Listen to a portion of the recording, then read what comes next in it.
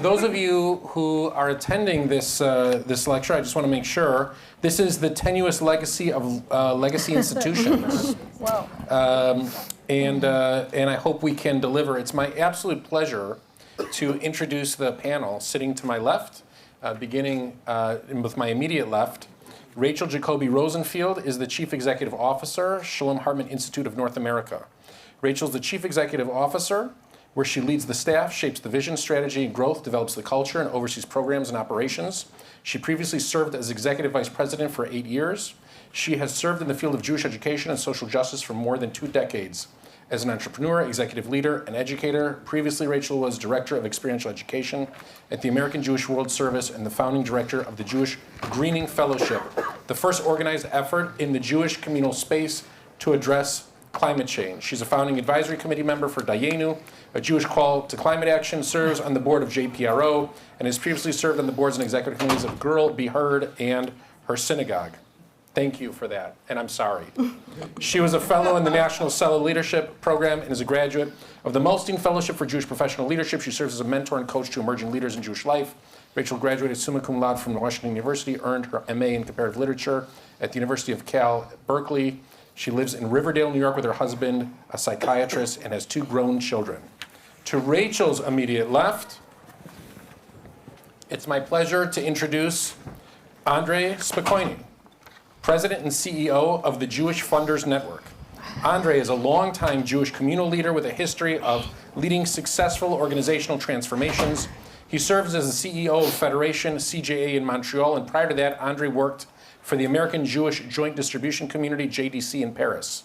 As regional director for Northeast Europe, he was responsible for a number of pan-European projects, while at JDC, André also served as the director of LETID Europe, a leadership training institute for Jewish lay and professional leaders, and directed the International Center for Community Development, a partnership of JDC and Oxford University to produce applied research and knowledge management for community development practitioners. Before his Jewish communal work, André worked for IBM and was responsible for training, development, hiring, and recruitment for IBM's Latin America Southern region during a period of major restructuring.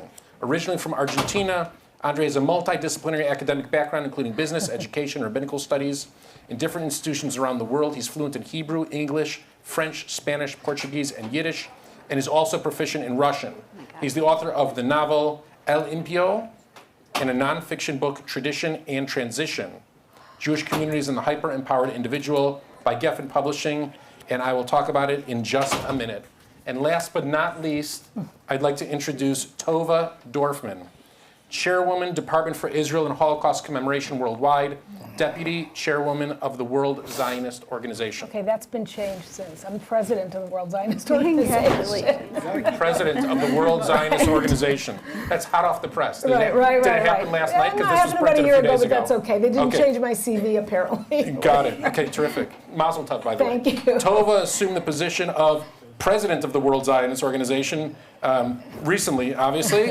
In November of 2020, Tova was appointed the chair of the Herzl Center and Museum of the World Zionist Organization. Tova is a member of the board and the Yesh Atid Party since its founding in 2012. She's also the director of the Steinhardt Family Foundation in Israel. In that capacity, she oversees the provision of assistance to a variety of nonprofits operating in the area of children and youth at risk, education, and young adult leadership, and has forged significant partnerships among other philanthropic foundations, private and public sector agencies, and nonprofits in a number of far-reaching educational and social ventures. She also serves as the co-chair of the Forum of Foundations in Israel, a professional network of over 100 philanthropic foundations operating in Israel. Raised in Oak Park, Michigan, Tova pursued her undergraduate and graduate studies in Los Angeles, and upon completion, she made Aliyah in 1984. From 1984 to 93, she worked for Melitz, the Centers of Jewish Zionist Education in Jerusalem, throughout her career. See? Throughout her career, as all of my cards have now been reshuffled somehow. It's okay. She's always been at the forefront of innovative creative programming and has been singularly successful in bringing around the table of all of these programs key individuals and institutions that provide to them an invaluable synergy. Tova lives with her husband, Dr. Aviv Schwartz, and their 2 sons, Matan and Yaniv, outside of Tel Aviv. My name is Rabbi Nolan Lebovitz, and I recently completed my PhD studies at Claremont Through my Fulbright scholarship, it brought me to study at Bar Ilan University. 3 years ago, I was named the senior rabbi at Valley Beth Shalom, a small little 1,200 family synagogue institution with a day school, religious school, a preschool, and programming around the clock in Encino, California. My upcoming book was plugged by David Hazony here. It is called The Case for Dual Loyalty, Healing the Divided Soul of American Jews. Welcome, everybody, to this conversation. I hope this is a free-flowing conversation and not so much driven alone by myself. And so I want to begin with the framework of this conversation, being that we all agreed on our Zoom call that we weren't going to go about naming legacy institutions. So if you're coming here, if you're coming in hopes that you're going to hear some scuttlebutt about specific institutions, you're going to have to use your imagination a little bit in thinking about who we're speaking about or what we're speaking about. I hope that we use buckets to frame this conversation, meaning we'll speak about educational legacy institutions, or we'll speak about philanthropic legacy institutions, religious legacy institutions, and we can all then, I hope, use those lessons to each of the institutions with which we are personally associated. And so I'll start here. In what ways do you think that the premises of legacy institutions proved mistaken? Or they took the conception for granted before October 7th? In what ways did October 7th reframe the mission or the purpose of the legacy institutions with which we are associated, with which we are so familiar? Andre? Yeah, so first of all, great to be here, and thank you. So I think, first of all, I want to reframe something. You know, the word legacy is sort of became a slur lately, and that's both unfair and wrong. The legacy, because, I mean, the fact that the legacy means that they withstood the test of time. So not automatically everything that is legacy is bad. That doesn't mean they're perfect. Like there's a lot of issues. But I want to say that, you know, many of the legacy organizations, quote unquote, if they didn't exist, we would have to create them. So let's and it's funny that I defend legacy organizations when I represent sort of independent philanthropy that came as a counterpower, if you want to legacy organization. But I think it's important to realize how important those organizations are for the Jewish ecosystem. The problem for legacy organizations, and for all Jewish organizations really, comes from before October 7th. Comes from the fact that the world has changed. The human being of the 21st century is very different to the human being of the 20th century. The world has become very unpredictable. Like, think about it. Not just October 7th, but every major event that shaped our lives in the last 30 years wasn't predicted.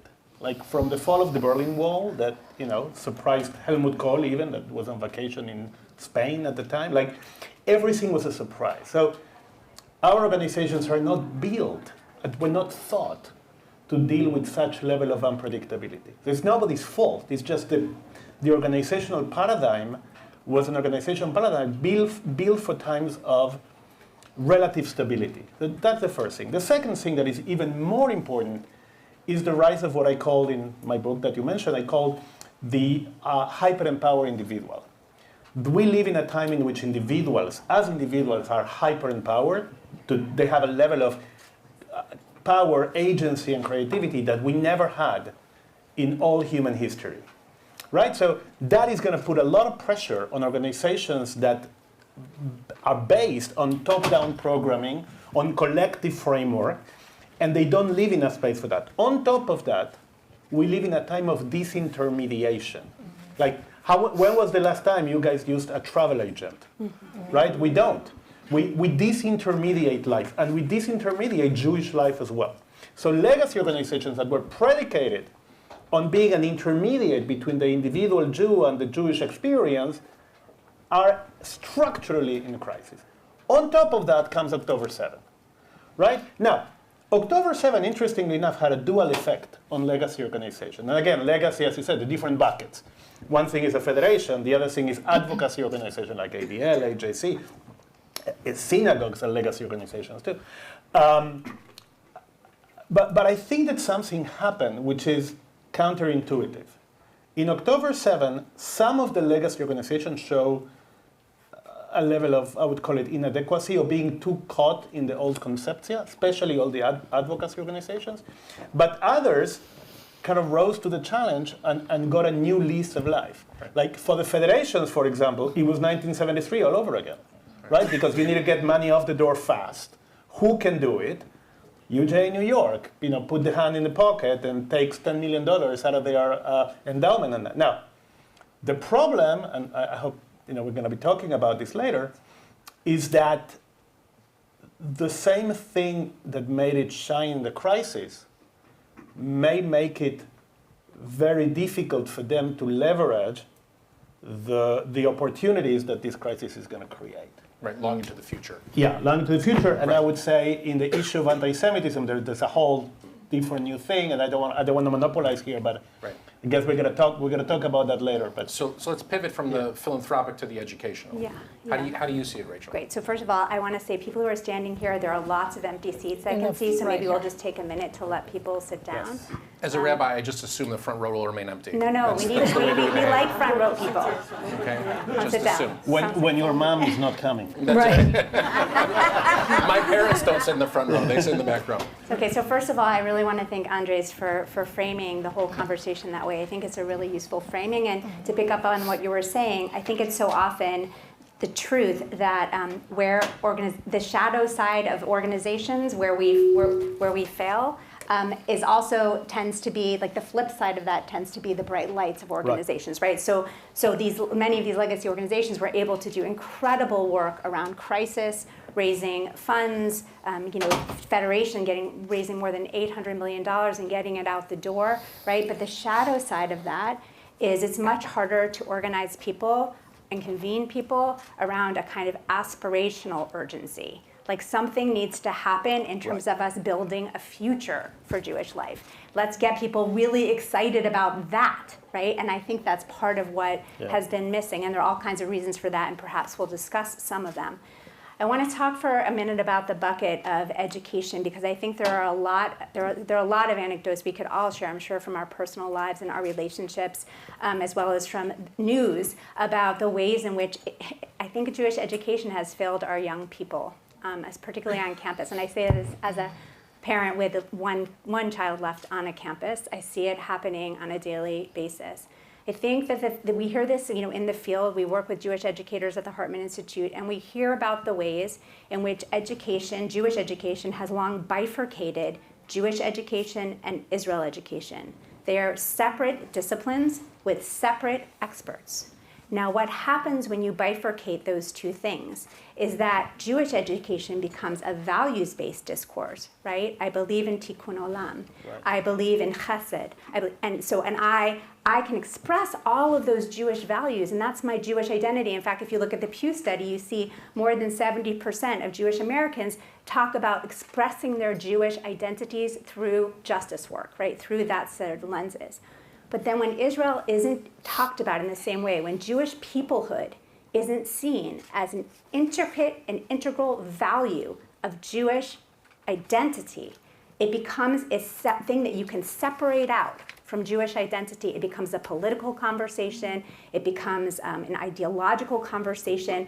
Instead of me feeling as a Jewish student, no, actually Jewish peoplehood is a value that's important to me too. And what I'm experiencing right now after October 7th is a tension between my values. I'm feeling distraught by the war. I'm feeling distraught by what I see happening in Gaza, but I also feel very connected to the Jewish people. I feel connected to Israel. That's my value too. And then guess what? We can have a nuanced conversation about what it means to support Israel, but not agree with its government, for example. You can hold that position. That's okay. But I think because of the way our young people have been educated, they feel forced to choose between justice values and what I call peoplehood values, and that puts them in a really difficult position. And I really think going forward, if we want to see a future where our rabbinical students aren't signing letters that are more empathic towards Palestinian lives and towards Jewish lives in Israel, if we want to see a future where our Jewish young people are able to see Jewish peoplehood in a wide variety of Zionisms we've had for since the history of Zionism, all of which we can discuss and be a part of. If we want to see that happen, we better get better at educating our young people in a values-based discourse around Jewish peoplehood and Jewish belonging. Can I add something to that? Yes. Sure. Sorry. No, that's okay. I think that the main, if we go deep and deep and deep, I think that the main failure of Jewish education, I agree 100% with you, I think that it all stems from a sense of cultural insecurity, right? At the left, where we have this cultural insecurity, Judaism is not good enough, it's not compelling enough, therefore, we're going to stress universalism and we're going to weaken the sense of Jewish solidarity because that makes us look tribal and whatever. And on the right, because we have cultural insecurity, we don't tolerate dissent or criticism of Israel because, then people are not going to be able to handle it. And I think that to get out of the cultural insecurity and educate people to proudly belong and realize that solidarity and belonging works in concentric circles, that you can't be a universalist if you don't have a particular identity. Your particular identity is the laboratory that teaches you how to have solidarity with the world. And to the right, saying, listen, my own Zionist attachment became much, much stronger by being critical of Israel because it taught me that I can eventually do something to improve it and to change it. I mean, I would love for us for Jewish organizations to embrace what I would call Kaplan Zionism. Like go and demonstrate and feel it as part of something that you can co-create. Yes. So I'm glad you raised that because I'm coming from the Israeli perspective, and I think that what's happened is an opportunity to actually have real dialogue between Israelis and Jews around the world, American Jews, for purposes of here. Because we have not had a real serious dialogue, understanding of one another. Every time I speak to people here, I really feel like they just can't grasp what's happening in Israel. They can't grasp what's going on in Israeli lives. Even as much as they visited and as much as they want to engage, it's not real. It's not real. And the same goes for Israelis. Have no clue, really, no clue about American Jews and understanding what goes on here. And so there's a big disconnect, and I think this is an opportunity post-October, maybe I'm jumping ahead, but I do think it's important to start talking about that and to start talking about having this dialogue be nuanced. And that if you are critical of the Israeli government, it doesn't mean you can still love Israel and be critical of Israeli government policy. I know it's problematic for people here because they get pegged, put into a certain corner. But I think that it's important. That's real conversation. And so, we need to look for those kind of opportunities. And it was great that everybody raised a lot of money. We needed it. I have my own opinion about what it's going to do to Israel long term, what we talked about, let's say the day after, which we talk about what's going to happen the day after. So I don't know if I want to go into that right now. We can maybe do it on a second round. But I do think that the funding issue, although it made everybody here feel good, I'm not sure for Israeli society it's actually a good thing. So let's come back to education for a minute because, Andre, I'm going to use your 3 revolutions in your book that you talk about, okay? They are? The revolution of meaning, revolution of belonging, and revolution of organizational structures. Perfect. You passed the test. Thank you. So I might have, read the book. Yes, sir. First of all, call it So in a revolution of meaning, I was thinking during the plenary session today, if students came out of a school after 12, 15 years, they were preparing for, name the topic, accounting, right? Let's choose the most benign topic possible, okay? And they didn't believe in accounting, or they detested accounting, or they protested against accounting. We would think by and large that school had failed. Thank you. Yes, that's why you're in the front row. Very good. So that school had failed, right? We wouldn't have a conversation about how do we pivot the accounting methodologies of all of our accounting schools to accommodate the 10% that fail? The problem is that some of us in this room have children who have failed. And so we turn around and we say, how do we change a system to create a revolution of meaning so that we can keep those 10% because my friend's daughter is in that 10% or my friend's son is in that 10%. So it's instead of saying maybe we should concentrate all of our efforts on emboldening the 60% standing out there, all part of the protests themselves, all part of the pro-Israel protests, I mean, right? Maybe we should focus our efforts on the education that's working, on the philanthropy that's working, on the whatever that's working. Why am I wrong? It's not that you're wrong, it's that two things can be right. My wife starts a lot of comments like that. Yeah. It's not that you're It's wrong. not that you're wrong, but you are. Go ahead. No, you're not wrong. Actually, I would say even more. I think that in this day and age, the delimitation of boundaries of community is very important. So imagine you're in a hospital, God forbid, on an operation table, and there's two surgeons arguing about how to operate and what's the best way and what's the cut here or cut there.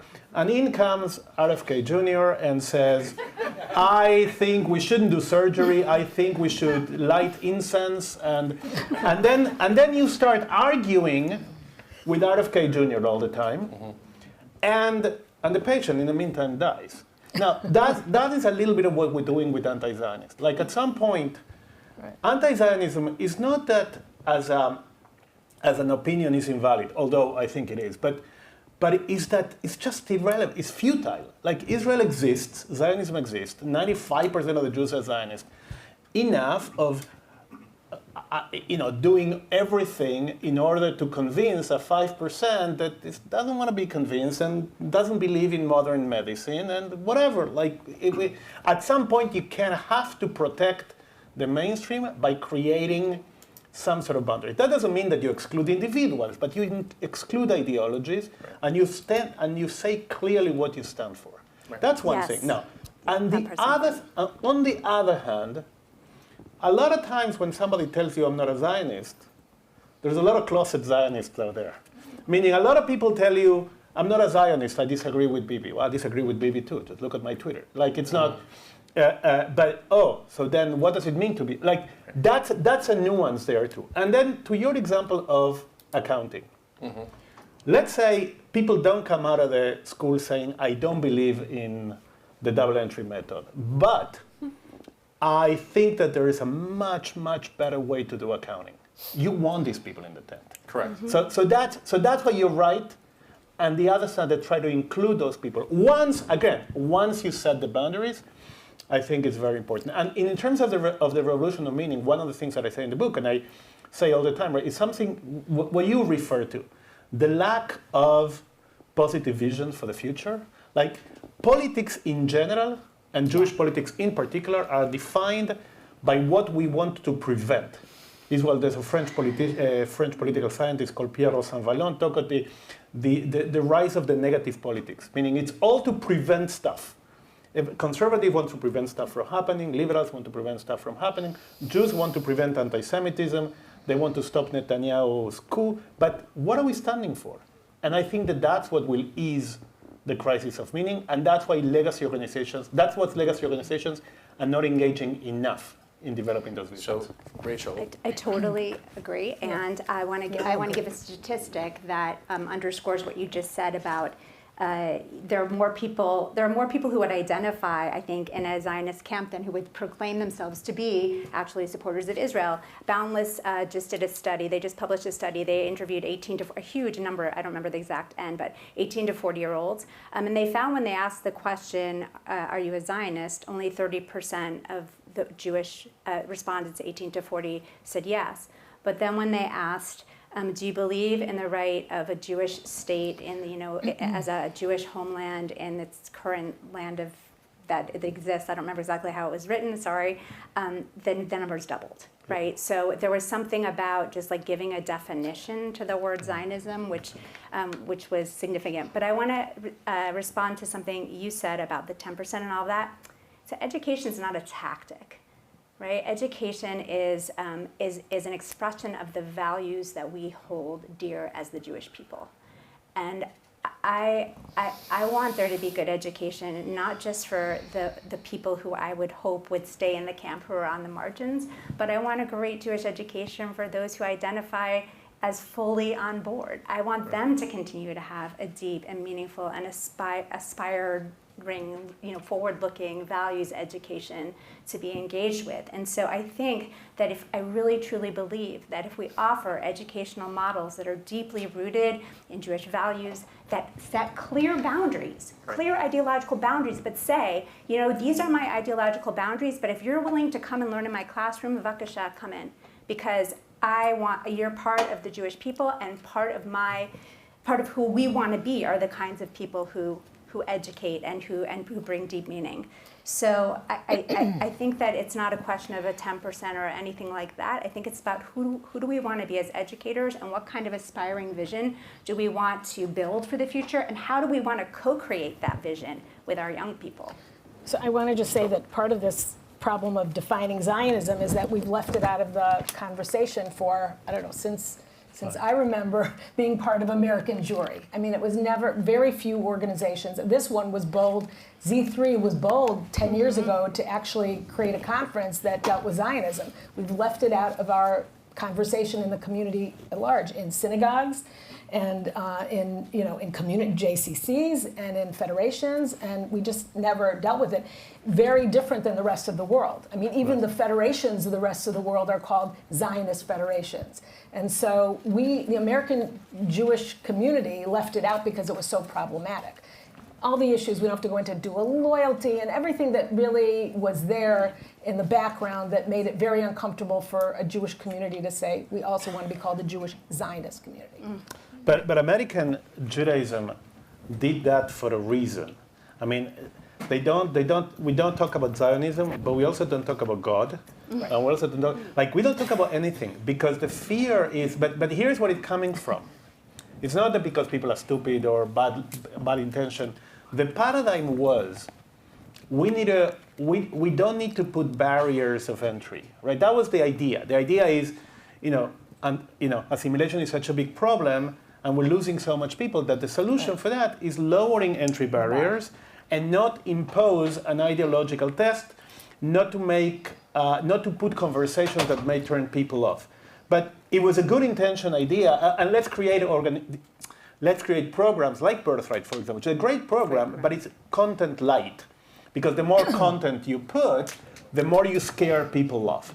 It's a well-intentioned but wrong assumption, because people, especially because of the crisis of meaning, people want content. People want to wrestle with issues, and we don't need to be afraid of talking about Zionism, God, values, internal solidarity, peoplehood, and the like, with more content. And I think that's what happened on college campuses. Right. That I don't want to mention which organizations, because we're not supposed to mention organizations, but they really avoided. They could have falafel night, but the minute you brought in anything heavier in terms of content or political in nature, even though there was, apartheid week, on college campuses, they didn't want to deal with it. They wouldn't even let their own student body get involved because they didn't want any conflict. So that was going on way before October 7th, for the last 20 years, if not more. Right. And just to bring it back to religious spaces, as we talk about meaning, and we talk about how content has been perhaps depreciated in an effort to welcome more people. There was a philosophy of radical welcoming, was the rabbinical school experience that I had, right? Radical welcoming was more important than parshanut, okay? Because you didn't need to know necessarily what all of the commentators thought about the Torah, because we're basically trying to welcome people into this building. That's the most important thing. People should feel welcome and comfortable wherever they are on their religious journey. And I have found that the rabbis who have been most successful since October 7th have said, we know where this journey is going to take us. We're actually going to stand for something. Yeah. People have gravitated towards that 100%. sense of meaning, even if all of those individual religious leaders have not articulated an exact message, because Jews are not good at all articulating the same exact message one after another, by standing up for Israel, by taking groups there, by encouraging congregations to stand for Hatikva, for all of these other steps. It could have taken a million different forms, a myriad of different options has presented itself. It has brought people back into the synagogue spaces without rabbis standing at the doors with cookies and juice and trying to do radical welcoming, because people are seeking meaning. I mean, again, it's not either or. It's not either or. Radical welcoming is a valid technique, but I think that people, especially young people, but all of us, I mean, we all in a way operate like Gen Z in some part of our, we value authenticity. I mean, there's a whole thing that, even, I'm not going to get into politics, but there's something about the last election, like, that people value a malignant authenticity, but an authenticity nonetheless. So I think that in a way, the fact that we don't say what we're there for, what we stand for, it backfires. I mean, and you can do that by being radically welcoming. Like it doesn't. You go. By the way, you go to a Christian Pentecostal church. They're extremely radical welcoming. Right. Like extremely. Like, for example, newcomers have a special parking spot, reserved. So it's extremely, but it's very clear what they stand for. Now, we are not like them in the sense that we wrestle with what we stand for. The wrestling, I'm all okay with. Right. But from a place of stating clearly what we believe in. Yeah. Right. Stephen Windmiller just wrote an article called Reimagining Liberal Judaisms. Yes. And in that article, he talks about this pull in terms that we have adopted much of the traditions, outlook of our Christian neighbors here in this country. That's why we adopted denominations, right? In the modern period. That's why we have the bima raised, right? And the clergy stands and gives a sermon the way that it does. And that's not the way that our grandparents saw and experienced sermons in Anatevka, right? So we have changed the way that Judaism expresses itself. The post-October 7th world, is it about now pulling back to Jews being authentically more Jewish, divorcing ourselves from the kind of American traditions that we have adopted, or legacy traditions, or legacy institutions rather, are about somehow synthesizing all of this to create a next chapter? Rachel, you were shaking your head no in disagreement. No, so please go ahead. But I want to give Tova a chance to speak first. No, I'll talk. go ahead. Okay. Go ahead. I'll respond to you. Okay. Judaism is an interpretive tradition. No Judaism looks like the Judaism of the generation before. There's no such a thing as authentic Judaism. Yeah, exactly. Judaism in New York is going to look different than Judaism in Anatevka, which is going to look Judaism. So that I think what's worked really well for American Jews is that the liberal order has been a place where American Judaism can thrive in a way that Judaism has never thrived in a diaspora before, right? The fact that universities, until recently, have been multicultural centers of high-level learning to which Jews have had access, the fact that the democratic process, the free and fair elections is something that works great for Jews, right? All of the features of American liberal democracy have been very good to the Jewish people, and a free media. All of these aspects of American judiciary, all of these have been critical to the thriving of American Jewish life. And I think that one of, like, you're going to ask later what we can do going forward. I think protecting these features of American democracy is going to be really, really important for the future of Jewish life.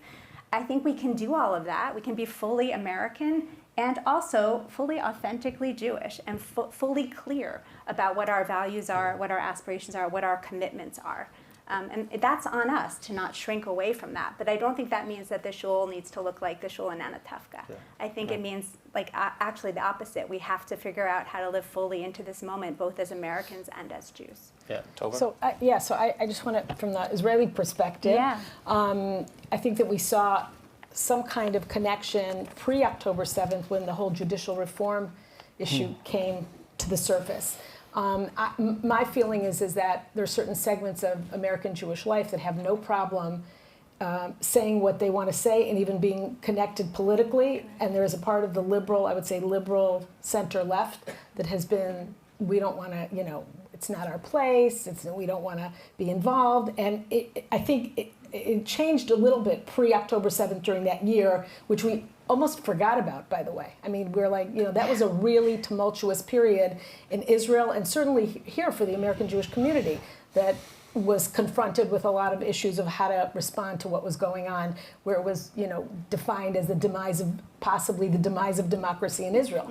And they were used to saying Israel's the only democratic state in the Middle East and what was happening. So I think that, again, I'm looking again at opportunities of how we can engage better, and then I'm going to make a plug for the elections to the World Zionist Organization, which most people don't have any clue that there is a election every 5 years to the World Zionist Congress, which is the parliament, democratically elected parliament of the Jewish people that was created by Theodor Herzl in 1897. Talk about a legacy institution. Exactly, it is the legacy institution.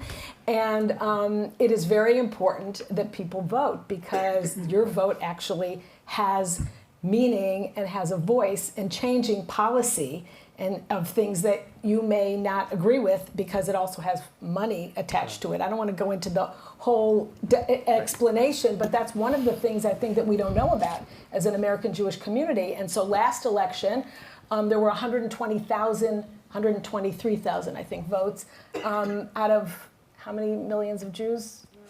6 million. Okay, how many affiliated? I don't know what that number is anymore, if we can even count that. And we really have the ability to make change. I keep saying this and people go, well, how am I doing this? So that's one thing, and anybody wants to know more, we can talk about it at a different time, but I think that's really important to know that American Jews have the ability to change the reality in Israel because there's a lot of money going to things that they may not agree with, that they could change the priorities of where those funds are going. That's right. I sit on the executive committee of Merkaz, and so, so you know that. This should be a priority of the entire Jewish world. And this is the year to do it, right? From March to May. Absolutely. Thank you for that plug. But I think going back to the authenticity question. What I was talking before about authenticity, the right word should be consistency rather than that authenticity, because Jewish authenticity. What does it mean? Like Anatevka is not authentic either.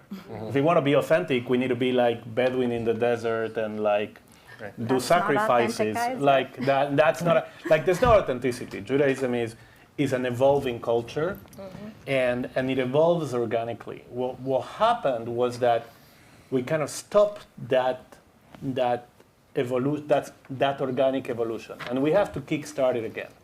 Now, I was very confident in how legacy organizations would react in a crisis. I'm less confident of how they can serve as a venue to recreate that synthesis that new synthesis you're talking about. The reason why I'm a little bit more skeptical is because of the way that individuals build meaning today, which is as a personal journey. And collective organizations are by definition it's hard for them to provide individual space for search and for building your own identity. The main difference between the 20th century and the 21st century, in the 20th century, we could choose between identities. Today, we're forced to build it. So, legacy organizations and non-legacy organizations need to provide a platform for Jews to engage in a meaningful conversation with their tradition that allows them to build their own identity. So let me push back against that just for a minute, because I was thinking about this example in the book. You use all the examples of Rachel through the generations. Correct, yes. Okay? So I sit down with Rachel's as well sometimes, and thank God since October 7th, our synagogue has been one we grew by more than 5% this year in membership, and lots of things to be grateful for in Encino, California. But sometimes I sit down with members and they say, membership is too high.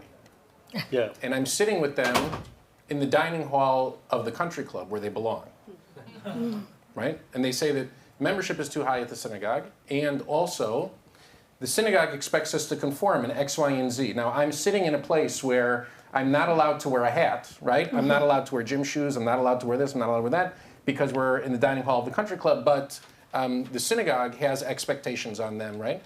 And I sit there and say, the synagogue's expectations are the right expectations for you. You have somehow mixed up the different expectations in your life, and it's my job to come in and say to you that the synagogue needs you to come back home, right? You've spent too much time on the outside world.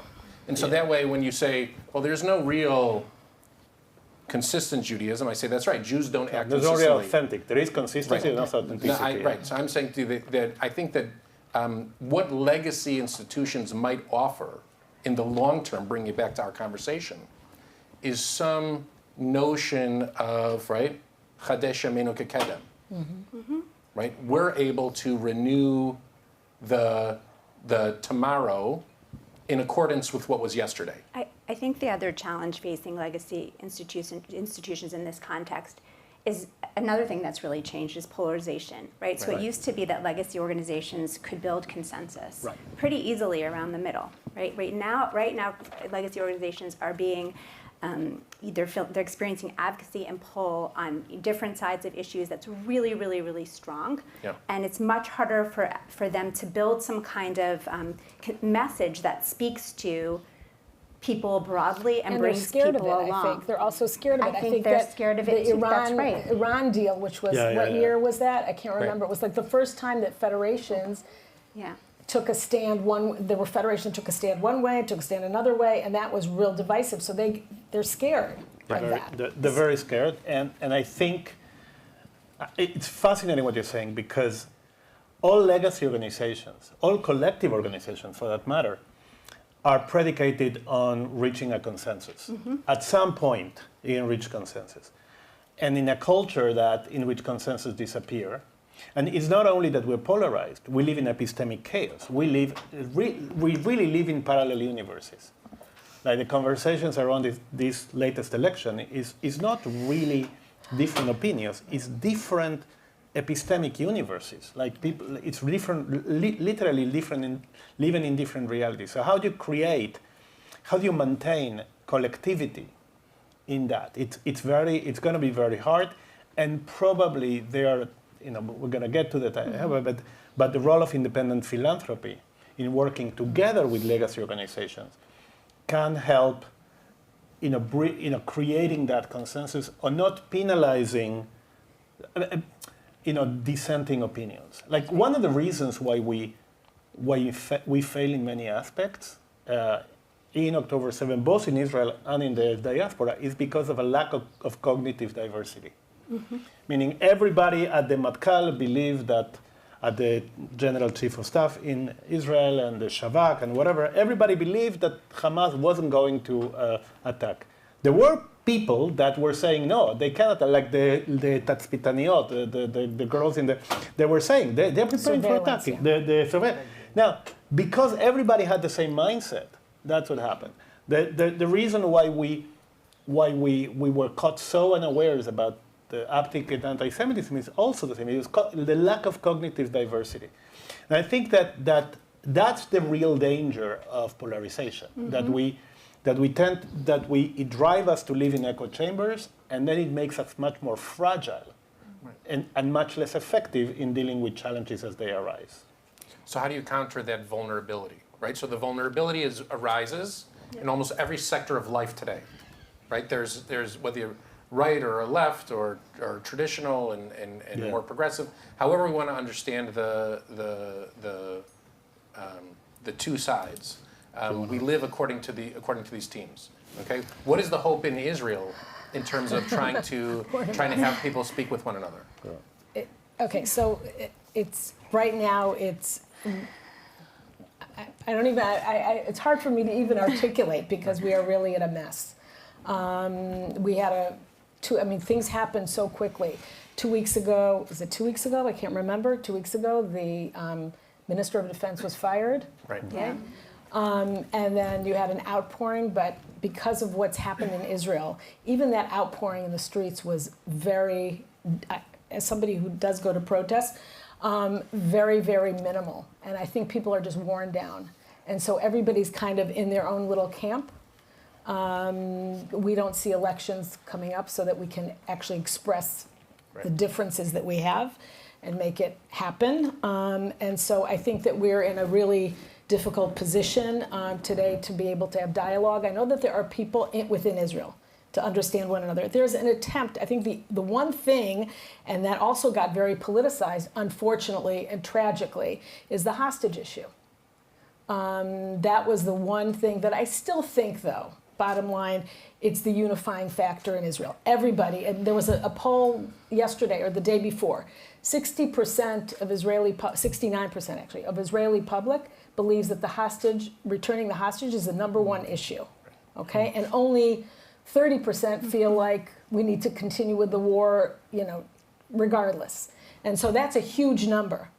And I keep saying this because if we don't return our hostages, that will really be the beginning of, I think, the destruction of the fabric of Israeli society, because one of the biggest issues is you never leave anyone behind. It's the contract between the Israeli public and the state.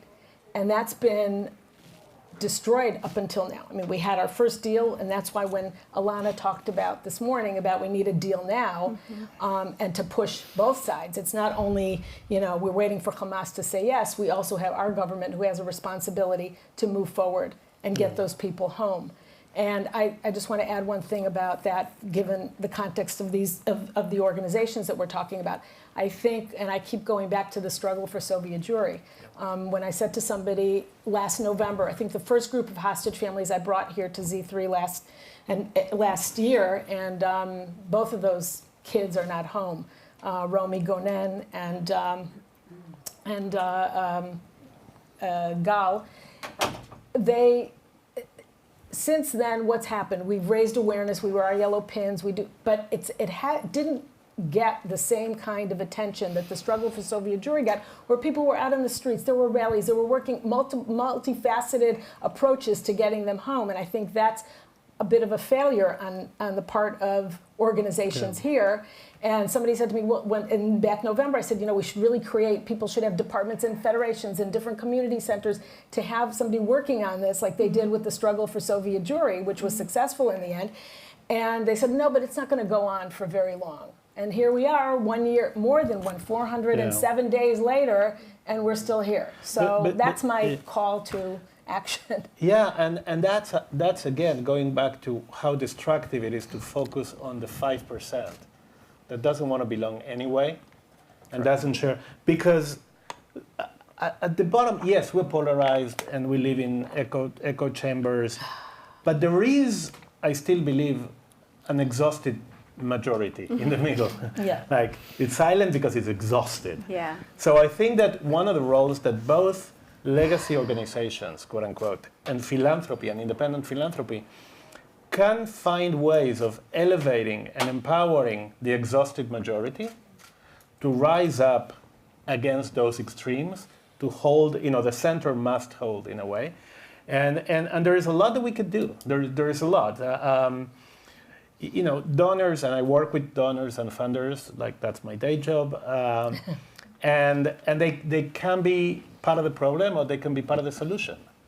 Right. Like they can foster dialogue, they can give organizations permission to dream, to innovate. Like it's unfair sometimes to legacy organizations to say you should, but I'm not going to donate to you. Well, you can't have it both ways, right? So I think that there has to be kind of an alliance. I don't believe in big alliances, but at least a conceptual alliance between legacy organizations and donors that give them the permission to do certain things, and to, as I said, to empower that majority that agrees on most of the stuff, that is roughly on the same space, and that is just needing that safety net to be able to express itself. Just to add to that, I mean, the legacy organizations and philanthropy are only part of the ecosystem, and the legacy organizations are designed to move slowly.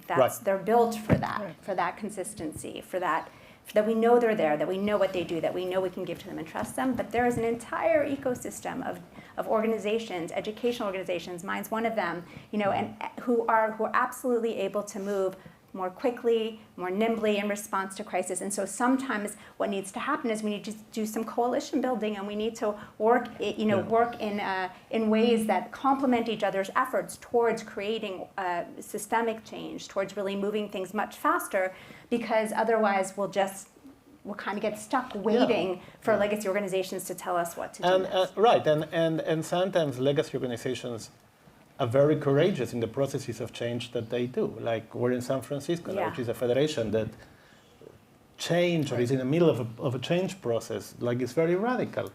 And we don't know, it's in the beginning, but I think that the role of funders is to support those processes of change, because you can't have it both ways. You can't say, oh, they don't change, they move slowly, they this, they that, but when they want to change, you don't support them. And I think that also a division of powers is very important, right? Like there are things that federations, major organizations are not set up to do. We shouldn't ask them that. Yeah.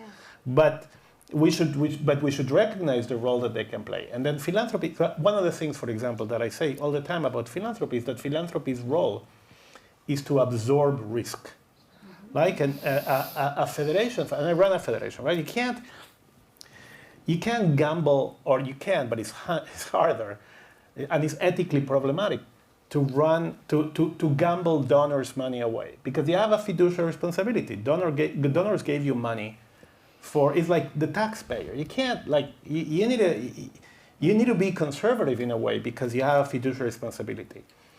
Now, philanthropy that doesn't have that can be the risk absorber of the system, can say, we're going to take the risks because you guys can't. We're going to test if birthright works, because for you it would be ridiculous to fund rich people to go to Israel for free. But now we absorb the risk and we prove it works. Now it makes sense for you to fund it, but before it didn't, right? So that type of partnership and thing, and the same, and not only with legacy organizations, with institutions like Cartman and the like, I think that they're going to be critical now. Right. So I feel like young entrepreneurs view disruption in a very positive light, right? That's a term that's used with a lot of admiration. And so Judaism is really good about categorizing different things, right? That's what we love. When you read the Mishnah, the Talmud, we're big into categories. So we have traditional funding sources, right? We have funding sources that are open to more risk. We have young people coming into the system who want to be disruptors. And I feel like they also want to be involved in the institutions that actually, quote unquote, make a difference. Right. Right? And so all of this is kind of a new landscape of the American Jewish world. Okay? Is that I find it's less and less compelling when you sit down with rabbinical students and talk to them about the salary package. That's not at all what they're interested in. Right. And what they're interested in is really, whose lives are they going to change? And pointing at the lots and lots of people who are there on Shabbos or holidays, that's not what they're interested in. So how do we incorporate these disruptors into a system that's really built on legacy institutions and allow them to make their mark and build within the system? Yeah, I don't know if our goal is to incorporate disruptors as much as it is to build a shared future based on the knowledge of that we've built up over hundreds of years of legacy institutions, and the new perspectives of young people who are living in reality right now and whose futures are at stake. I think there needs to be a lot more conversations between our generations and younger generations. I just came this past Shabbat. We held a teen Shabbaton. There were 330 teens from across the country gathering, all to learn Hartman Torah, to be together from various different perspectives, backgrounds, etc. These are some wise young people. They got a lot to offer. And I think that there's room here for some co-creation and for some shaping of the future together. And I think it was amazing that the panel this morning had these college students on it, and I think we got to listen to them and then share with them what we know about what we've learned, what works, our wisdom, but not get so caught up in what we think is the right way that we fail to create an aspirational future vision that they can get behind. And I want to say also that was mentioned this morning also with the panel that we had we have a generation of Israelis who really, gave their lives, and no one expected, these were whatever they were called, Gen Z, or not even Gen Z, Alpha generation. I can't remember what generation they were, but everybody assumed that they were lazy, that they really didn't have any ideology. These were the people who just rose to the occasion. They'll refer to them as Dora Arayot, the lion generation, the ones that went out and were able to really, without any question, rise to the occasion because they felt that their country was, under existential threat, and they're still giving their lives. I mean, we've had I spoke at a synagogue 2 weeks ago, and the number was 808 soldiers killed, and we've had in the last 2 weeks another 10 more. 10 more, I think, even more than 10 more. So we're really losing that generation. I think that we have to have these two groups of people speak, and that's going to be key to moving forward. And I think that's what we have to do. This is a time for a whole revolutionary sort of, since the biggest, if we're already talking about October 7th as the biggest tragedy since the Holocaust. And what happened after the Holocaust? There was major change. The state of Israel was created. Today we should have some kind of major change happen. But there was a positive vision right after the Holocaust, which is what we were talking before. Right. But I wanted to say just a word about disruption. But then I think that people are just raising that. But I think one of the, when I think about disruption, sometimes I feel like, the guy, sipping a whiskey in the deck of the Titanic and say, I know I asked for ice, but I think this is too much. Like disruption, there's... Now they're getting. Oh, right. I get it. Okay. It's a dad joke. It's a dad joke, yeah. Anyway, no, but the point is disruption is very good. Right. But we, in the Jewish community, in certain areas, we idolize disruption, and we don't have the corrective mechanisms that the startup economy has, for example. Right? Like in the startup economy, yes, there's disruption all the time, but we kind of forget that 90% of the startups fail and disappear. Right? In the Jewish community, yes, we need disruption, but think of the field of fighting anti-Semitism. Desperately needs disruption. At the same time, we at JFN are doing a survey of how many organizations are fighting anti-Semitism. We're at 160 and counting. Now, I'm not exaggerating, like actual number and counting. Like every week, somebody comes to my office, I have this great idea, it's going to revolutionize the way we fight anti-Semitism. And they don't die. They are like there. So, yes, disruption is very good, but I think that we need to learn, as part of this new reality, how to manage disruption and how to balance that with collective action, with things like that. Can I say one more thing on this? Sure, one moment. We're about to open it up for questions for 10 minutes. Yeah. Okay, those questions will come in the form of one sentence. I'm just warning us as a Jewish group, okay? So if you can't form your question into one sentence, I'm going to have to cut you off so that we can keep moving, all right? So this is not the time for sermons. So start thinking how to put it into one sentence. Coming from a rabbi, that's... Go ahead. I want to say one more thing about shaping the future, which is that we need to make sure that we have the institutions that train the kind of moral, courageous leaders that we need for the future, and that might be a place for disruption. It may be that we need new kinds of training programs for people who want to be Jewish educators or who want to be Jewish leaders. And I want to say to all of you who are here now, the thing that makes young people pursue a future as a rabbi or as a Jewish leader or as a CEO of any kind of Jewish organization is oftentimes they get tapped by an older person who says to them, I see you, I see your potential, we need you. Let's go. Let me know how I can mentor you. You know, the WNBA and the NBA do this. They tap people when they're 15 years old and they know they're going to be great future players. We need to do more of that, but then we need to build the educational institutions that are worthy of these young people and that are going to give them the actual tools that they need to lead in what you rightly call a future that's going to be full of disruption. And they need to be energetic, they need to be entrepreneurial, they need to be creative, and they need to have a core center of deep Jewish values. Thank you. Start right over here. Front row gets rewarded. Yes, go ahead. One sentence. How should legacy institutions reframe their scopes that balances the size of the tent, so in other words, support, with the focus of action?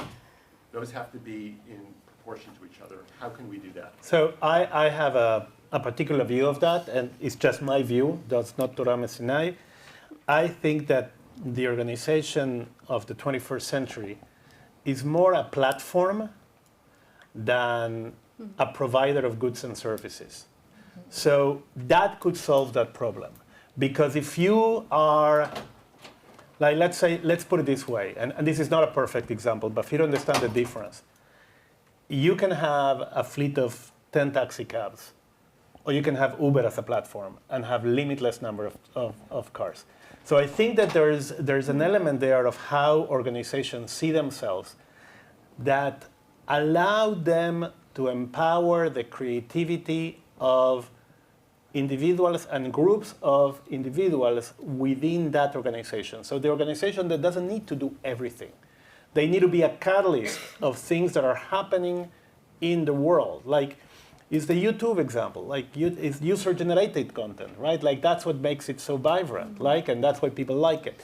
So I think that it would be a long conversation, but I think that the first thing I would say is just trying to reform, to change the understanding of an organization from a pyramidal, classic organization to more like a network. Easy for me to say, I run a network, but that is a platform for different things to happen that you don't necessarily need to control or own, but you need to facilitate. Kind of what the JCC does here, in a way. Sure. Yeah. Yes. From the panelists this morning, I had reinforced this question, which is how can we nurture Jewish identity and Zionist identity in younger people along the framework of the values? How can we, or maybe the legacy organizations, to feed into the entrepreneurial mindset or the non-legacy? It's the identity part. That's my question. Great. So we need a radical kind of retraining, I think, across the fields. It's funny. This is a story my colleague Yehuda tells a lot. But like, if you're a teacher in a classroom and you get kids to argue about, say, like a passage in the Gemara, right? You're just like, yes, I totally killed it. I'm such a great teacher. But if you're a teacher in a classroom and you've got kids arguing about Israel, you feel like you want to hide and you want to just set everything right. So we need to be able to create an environment where our teachers, our educators, our leaders are able to convene really smart conversations about the things that matter most to us, and our parents. And I think it's going to mean a radical reimagining of what Jewish education looks like and how we talk about it. And this is the work we do at Hartman. Yeah. So I'm going to say something absolutely antithetical to Hartman. Okay, just to be, sometimes I stir it up, and that is there's a time for the Beit Midrash, and Judaism is not only the story of the discourse in the Beit Midrash, it is the story of Jewish leadership that stepped forward and said, this is in bounds, that's out of bounds. That is not antithetical to Hartman.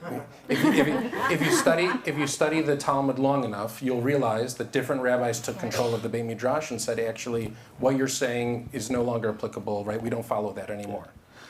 So the people in this room, there are a lot of people in this room who are board members involved in lots of different institutions, and I'm going to say something absolutely radical.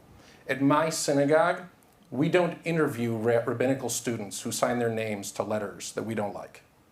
Why? Why don't we interview them? Yeah. Because I don't want those views espoused from the Bima. I don't want to engage somebody in an interview process to find out what kind of trauma they're carrying with them that then they're going to work out for our entire congregation. It's not a place for that. That's not what the synagogue is. And this isn't a problem that we have to reinvent right now the wheel. There are lots of organizations. So I was fortunate enough to be part of the very first LaFell Fellowship, okay? Run through APAC, Michael LaFell and Lisa LaFell, visionaries, okay? There's now a second rabbinical school, Israel Fellowship that rabbinical students can choose. And if you look at a resume, and this goes not only for synagogues, of course, this goes for all the different legacy institutions that we're talking about. If you look at a resume and you don't see Hartman listed, and you don't see, you know, all these different fellowships listed, and you don't ask why before handing the person a microphone, then that's on us. That's on us. We can no longer afford to say that Zionism was something we didn't talk about for 30 years. That was the previous chapter. So to turn the page and begin a new chapter, we have to actually decide that we're going to make choices based on that new chapter, okay? Can I correct perhaps a misapprehension? Sure. Okay, just to be clear, the Hartman Institute is a liberal Zionist organization. We're 100%. very, very I use clear them as an about I use them our as an example. ideology. Yes, yes, yes. And the idea isn't just to have conversations in a beit midrash with no endpoint. There's an endpoint. My point is more this, that our educators aren't confident. They're not confident in allowing those conversations to happen and for young people to explore and to get there in an authentic way. 100%, yeah. It wasn't to dig at Hartman. No, Hartman has right. world-class educators. Everybody should go spend time at Hartman. Yeah. That was absolutely not the point of what I was saying. I was saying endless beit midrash should not be the takeaway of Judaism. Yes, go ahead. Yes. Thank you. Part of the description of the session was around, you know, how do legacy organizations or other organizations can respond to the surge. Yeah. Can anyone address Yeah. that as someone who works for a legacy Yeah. organization? Great. No, I think that the surge is, there's no silver lining of this awful war and this awful year, but the surge is an opportunity that we should seize. Right. And I think that as I was very confident about legacy organizations' capacity to respond in the crisis, I'm less confident on our collective capacity to respond to the surge, and it would be a tragedy if we don't. I think that there So are how do we do it? So I think there are many things. So first of all, basic affordability. If things are not affordable, and yes, some people don't want to pay, but it can't be that the wealthiest, safest, most prosperous community in the history of the Jewish people cannot ensure affordable Jewish day school for their children. It simply can't be. Now, that's a very concrete thing that both legacy And summer camps, which we know. summer camp, like the affordability of Jewish life, I think it's a critical thing. The second is to not try to in a time of crisis, people are going to do anything. Like you give them low quality programs, they're going to come because they want to be among other Jews and whatever. That's not going to cut it 6 months from now. I think that now is the time to really allow innovations, work with grassroots, disruptor, innovative groups to allow new avenues into Jewish belonging and into Jewish practice. I think that Hillel should reach out to students, for example, but it also should offer students the possibility of creating new stuff within the program. If not, the search is not going to hold. The search is going to hold if it really becomes the engine of something new and something powerful. If the only thing we want is 10% more members at the synagogue, we're going to be missing the boat. That'd be great. Let me answer it differently, okay? This is based on my experience of the last year, because the surge is phenomenal. It's the Jewish people's response saying, we know what matters. And so as people come into the door of whatever legacy institution, I think it's the mission of that institution to grab onto them with direction, to say, we're going to provide you the meaning, we know the direction of where we're going, and be open at the same time, which is the tricky part. So I'll give you an example of this, which is that it was only after several months of We do Achenu and the prayer for the state of Israel and Hatikva at every single service, right? We have a board up of every member of our congregation who has family in Israel who's either been kidnapped or murdered or serving in the IDF on a wall so that we can pray for them on a regular basis. And we go about all of these things. A Shinshin walked into my office who is an Israeli in our community, right? Dealing with our day school and religious school kids and teaching them, and said, what if we began reaching out to all the other Shinshinim who were here last year and the year before and the year before that, and they zoomed in to talk to the kids from their army bases about what they're going through. Now, I don't know that any rabbi has ever taken the advice of a 17, 18-year-old Israeli before, but what I mean by disruptor is that we can no longer be afraid of advice or recommendations coming from places. If it's a good idea, we should follow it. We shouldn't be afraid anymore of where the source is that good idea is coming from. Last question, and then yes. I promise Andre he got to get to the airport. Go ahead. Okay.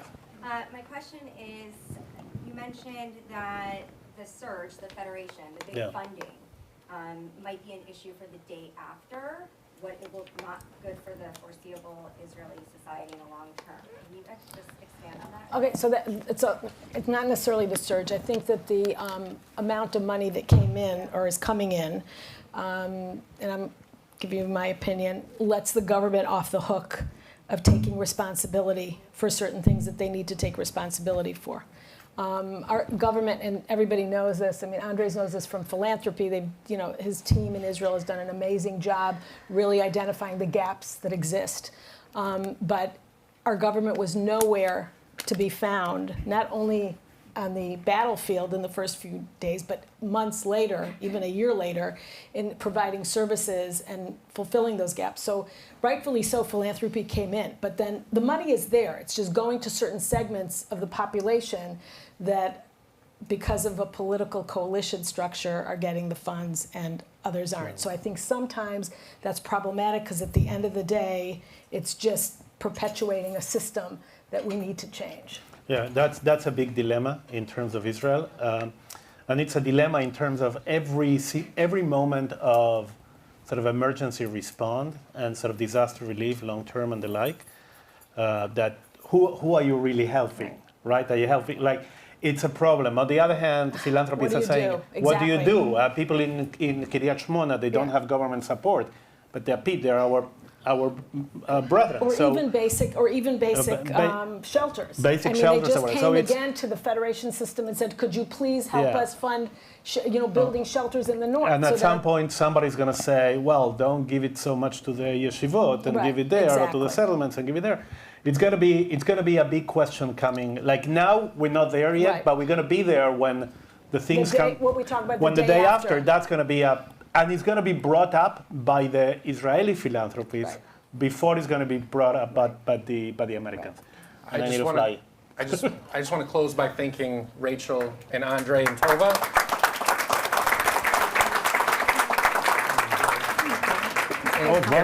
I also think I would be remiss if I didn't acknowledge that the greatest of all of our legacy institutions is clearly the state of Israel at this moment.